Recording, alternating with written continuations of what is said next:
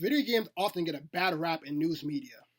Since the 70s, the American people have gone back and forth over the effects of video gaming on youth culture and the American culture at large. Is it harming the youth? Are video games corrupting people's minds? In our modern time, with the uptick of mass shootings, the finger is being pointed again, and people are asking the question, are video games the cause for these violent behaviors we are witnessing? I'm here to tell you no.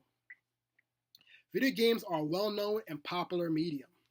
The USA is the number 2 largest video game market in the world. According to the ESA, 65% of Americans play video games. That is 212.6 million Americans. It is very likely that either you know someone who plays video games or have played a video game yourself. You should be aware of the problems and issues surrounding the video game industry. Despite the moral panic in the media, I would argue against the correlation that there is a link between video games and violent behavior. I have played violent video games for years and I have no criminal record or history of violent behavior. Also, I've done research on the topic as well and have friends and colleagues who have played video games and have not exhibited any violent behavior. I want to talk about 3 things today. First, I want to talk about the idea of fear and moral panic involving the video game genre. Secondly, I want to then discuss video game culture overseas and how it relates to the United States in comparison. And lastly, I want to nuance how aggression doesn't relate to violence. To start, let's talk about fear and loathing in video games.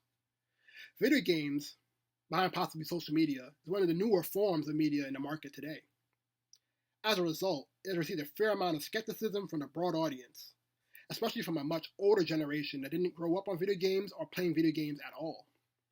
There's often a lack of understanding or knowledge of the video game they're trying to challenge, leading to assumption and ignorance. In mass media, this is called cognitive bias. During the 1993 congressional hearing on violent video games, educators and psychologists described Night Trap as a game where women were strung up on meat hooks and had their blood decanted into wine bottles, which were exaggerations that were not depicted in the game itself. Video games are the perfect scapegoat. In the same way rock and roll was looked at as satanic and corrupt in the 1950s, but is looked at as more favorably in our modern times. When things are going wrong in America, instead of blaming the state of society or family dynamics, you blame a thing. The NRA, when mass shootings occur, do not blame themselves or their pro-Second Amendment lobbying. They deflect and they blame it on video games. Politicians are also quick to lay the blame on video game violence to atrocities. Before there was research even done on the effects of gaming on children and the general public in the 80s or the 90s, they rooted the cause to that medium. Days after the 2012 Sandy Hook shooting, with no evidence that the shooter played violent video games or not, Senator Rockefeller made calls for research into violent games that will help explore ways Congress can lay additional groundwork on the issue. Video games can get mixed into public policy, so it's often in the interest of politicians to target video games to shift the blame from the flaws of their own policies. Next, I want to talk about the effects of violent video games worldwide.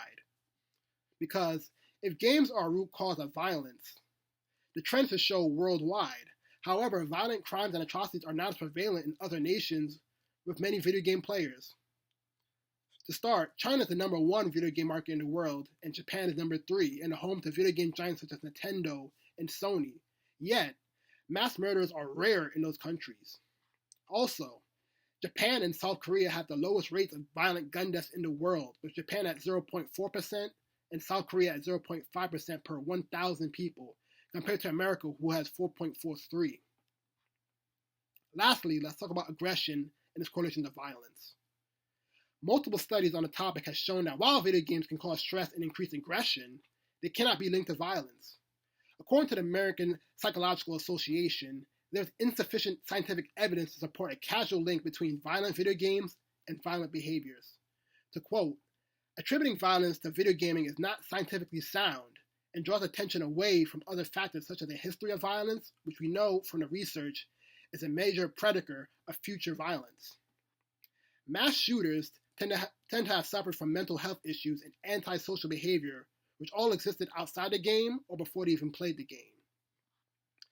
Lastly, in 2011, the Supreme Court ruled against the banning of sale of violent video games in California. Justice Antonin Scalia stated that psychological studies purporting to show a connection between exposure to violent video games and harmful effects on children do not prove that exposure causes minors to act aggressively. Any demonstrated effects are both small and indistinguishable from effects produced by other media. So in conclusion, I've described the social reasonings why people may feel that violence in video games may cause violence in the real world. I have shown the example that in other developed countries that play violent video games, they have a lower violent crime rate than the United States. And I've given analytic studies and a court ruling that affirms that violent video games and other violent actions done by people have little to no correlation to each other.